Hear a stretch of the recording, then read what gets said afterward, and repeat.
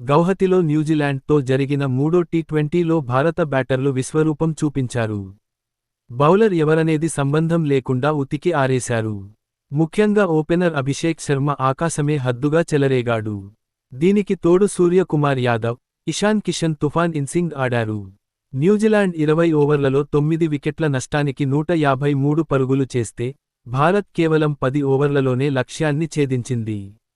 అభిషేక్ శర్మ కేవలం 14 బంతుల్లోనే half century చేశారు.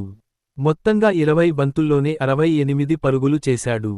తన గురువు యువరాజ్ సింగ్ చేసిన రికార్డ్ను త్రుటిలో కోల్పోయాడు. యువరాజ్ సింగ్ కేవలం 12 బంతుల్లోనే 50 చేసిన రికార్డ్ ఉంది.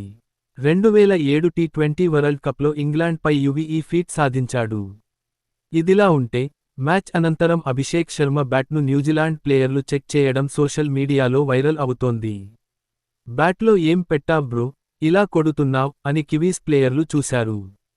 దీనిపై ఇంటర్నెట్లో ఫన్నీ కామెంట్స్ వస్తున్నాయి. అభిషేక్ శర్మ 340 స్ట్రైక్ రేట్తో 7 ఫోర్లు, 5 సిక్సులు బాదాడు.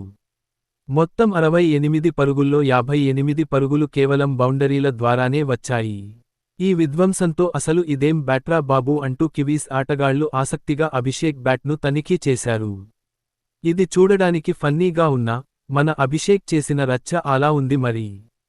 ఈ వీడియో మీకు నచ్చినట్టు అయితే నా ఛానల్ తప్పక సబ్స్క్రైబ్ చేసుకోగలరు.